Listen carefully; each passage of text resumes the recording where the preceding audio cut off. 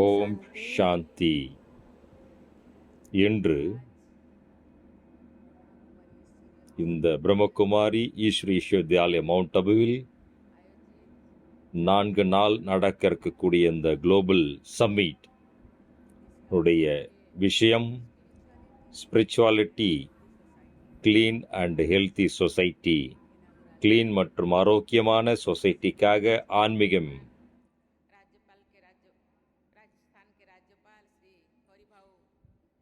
இங்கே ராஜஸ்தானுடைய கவர்னர் அவர்கள் வந்திருக்கின்றார்கள். மோகினி தீதி, ராஜ்யோகி பிரிஞ்ச் மோகன் சகோதரர்கள், முருத்துஞ்சம்பாய் ஜெயந்தி சகோதரிகள், மேலும் இந்த பிரம்மகுமாரி குடும்பத்தினுடைய சகோதர சகோதரிகள் மற்றும் வந்திருக்கக்கூடிய விருந்தினர்கள் அனைவருக்கும் என்னுடைய வாழ்த்துக்கள். தூய்மையான ஆரோக்கியமான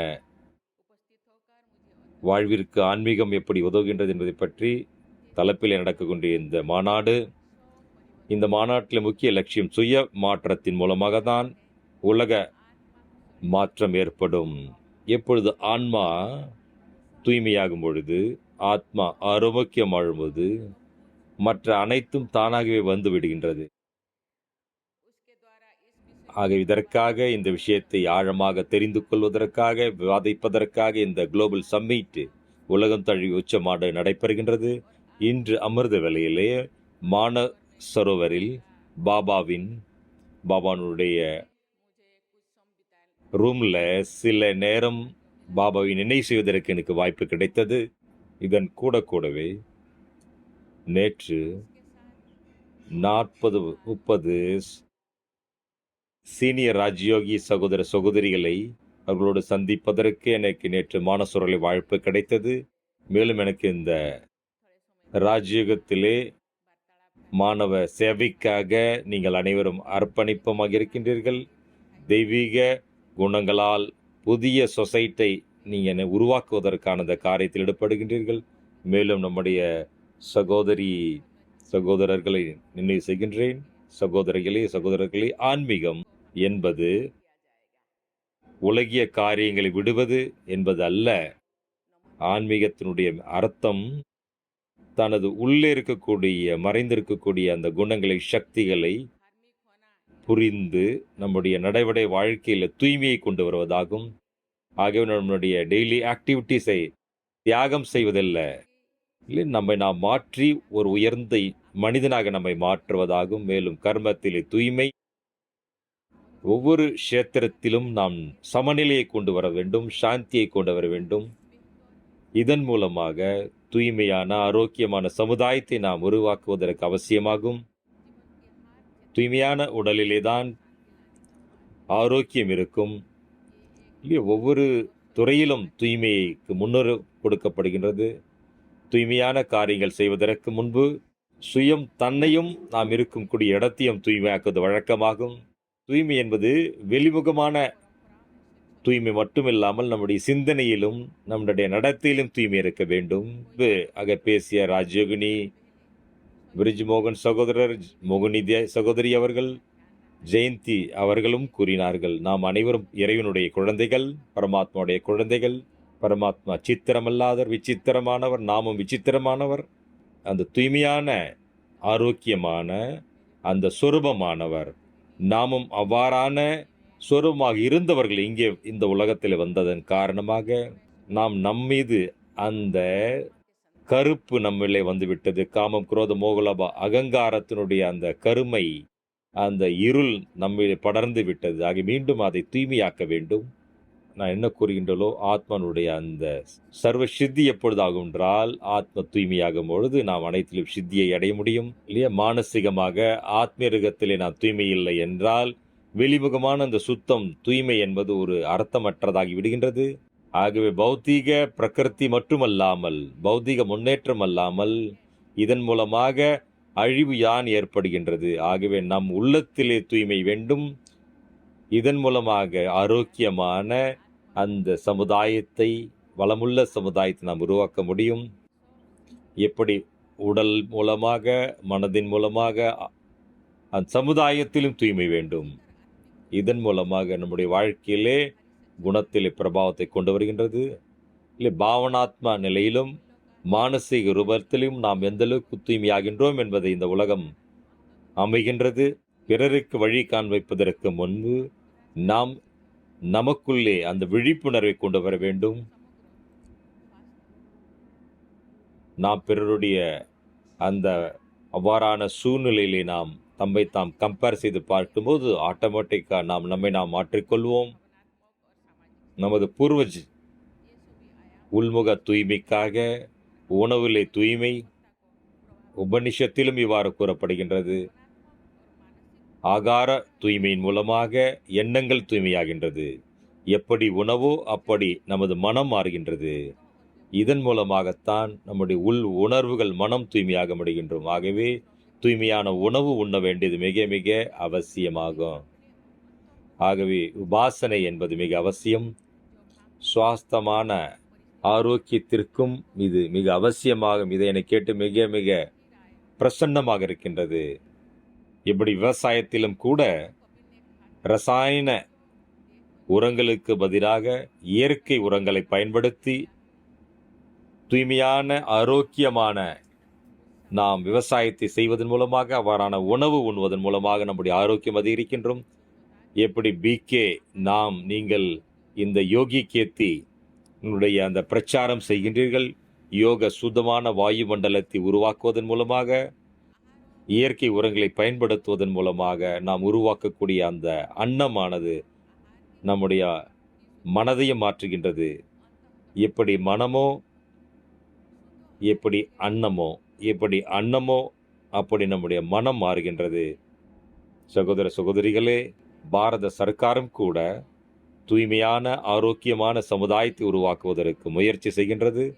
இதன் மூலமாக தூய்மையான அந்த பாரத் மிஷனுக்கு 10 ஆண்டுகள் முடிந்துவிட்டது.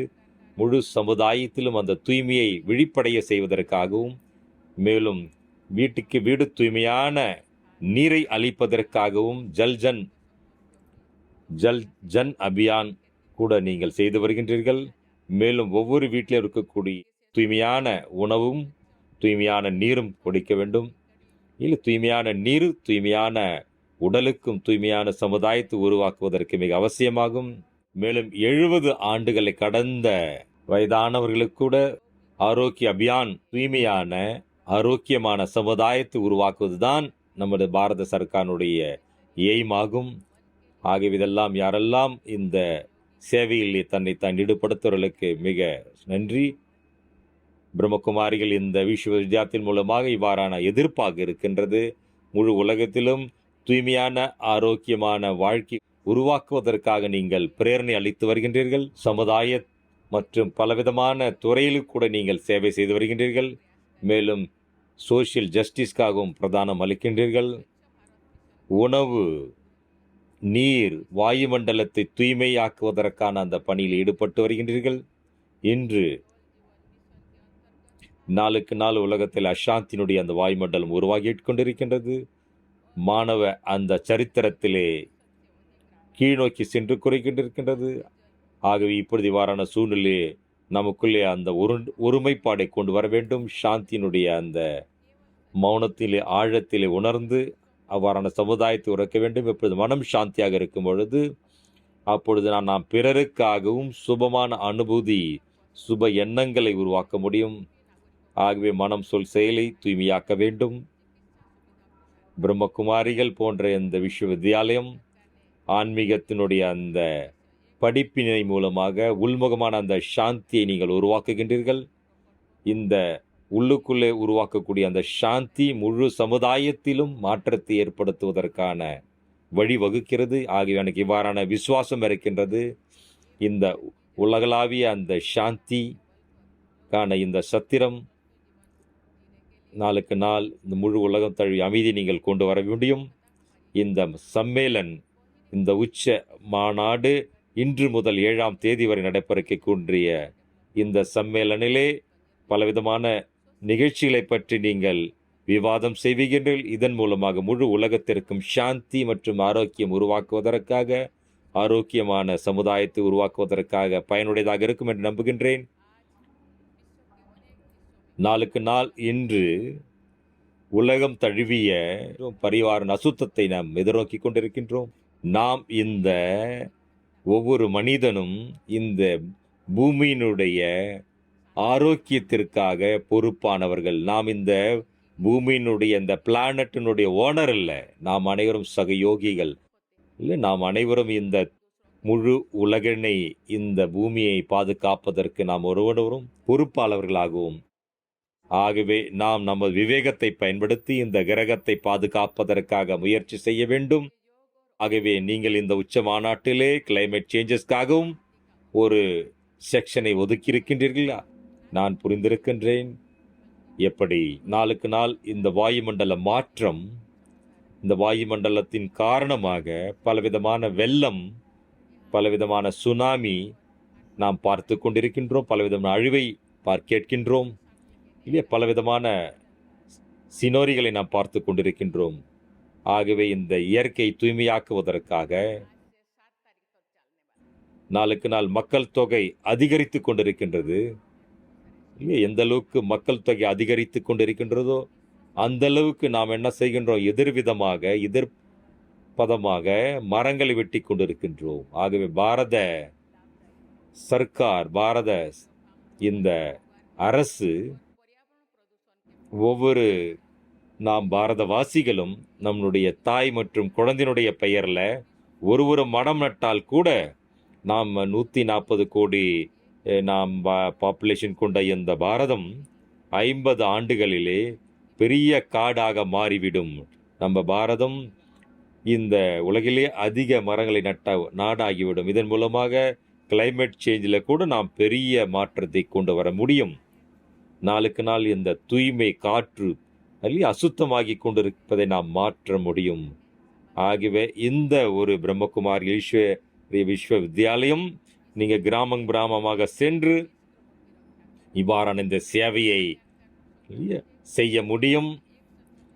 இந்த சன்ஸ்தாவில் இருக்கக்கூடிய சகோதரிகள், நீங்களும் அவ்வாறான சேவையை செய்து வருகின்றீர்கள். நாம் அனைவரும் குடும்பமும் சேர்ந்து நாம் நம்முடைய தாயினுடைய நினைவிலே அல்லது தன்னுடைய பிறந்த நாளிலே இவ்வாறான நாம் மரம் செடிகளை நடுப்பதன் மூலமாக நாம் ஒரு பெரிய மாற்றத்தை கொண்டு வர முடியும்.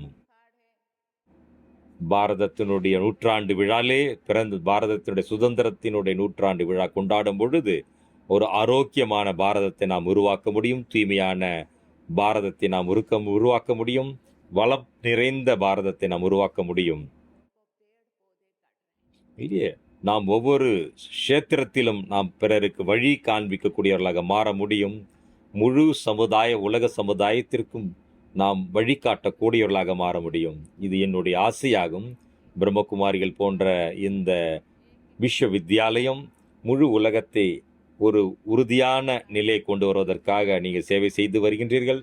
சகோதரிகள், இல்லை, பௌத்திகம் நமக்கு அல்பகால திருப்தியை, மகிழ்ச்சியை நமக்கு அளிக்கின்றது. ஆனால் இந்த விஸ்வவித்யாலயத்தில் இருக்கக்கூடிய சகோதரிகள் இதை உணர்ந்திருக்கின்றீர்கள்.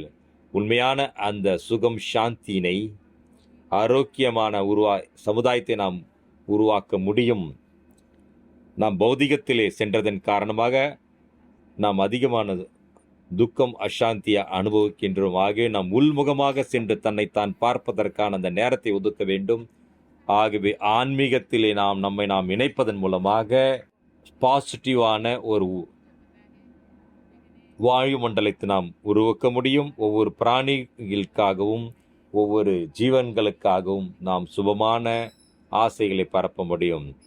ஆன்மீகம் உள்ளுக்குள்ளே இருக்கக்கூடிய அந்த தூய்மையை, அமைதியை கொண்டு வருவதில் நாம் கொண்டு வர முடியும். இதன் மூலமாக நாம் முழு உலகத்தை சாந்தியை கொண்டு வருவதற்கான அந்த சேவையில் யோகதானம் கொடுக்க முடியும். சாந்திமயமான சுகம் நிறைந்த அந்த உலகத்தை உருவாக்குவதற்காக அது பிரம்மகுமாரிகள் பிரயாசம் செய்து வருகின்றீர்கள். உங்களுடைய அந்த பிரயாசம் மூலமாக, இந்த உச்ச மாநாடு மூலமாக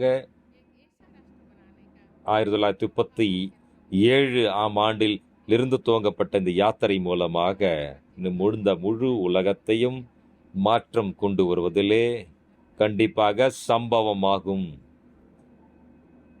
இல்லையா, நீ எதை செய்தாலும் முயற்சி செய்யாமல் பலன் கிடைப்பதில்லை. ஆகவே எனக்கு யாரெல்லாம் தேசம் மற்றும் விதேசத்திலிருந்து வந்திருக்கக்கூடிய அனைத்து டெலிகேட்ஸ்களுக்கும் நீங்கள் சுயம் தனக்குள்ளே மாற்றமும் சமுதாயத்திலே மாற்றத்தை கொண்டு வருவதற்கு இது ஒரு எளிய வழியாக நீங்கள் அனுபவம் செய்வீர்கள். நீங்கள் அனைவரும் மலை போன்றவர்கள். பிறரையும் உறுதியாக்குவதிலே நீங்கள் ஆன்மீக சக்தி, முழு உலகத்தை மாற்றம் செய்வதிலேயும் நீங்கள் வெற்றி அடைவீர்கள். இவ்வாறான ஆசை, பரோசா, அந்த விசுவாசத்தோடு நான் என்னுடைய வாணியை நான் ஓய்வு அளிக்கின்றேன். முழு உலகத்திற்கும், உலகம் முழுவதும் அவ்வாறான மாற்றத்தை கொண்டு வருவதில் நீங்கள் வெற்றி அடைவீர்கள். ஓம் சாந்தி. வெற்றி பாரதம். ஓம் சாந்தி.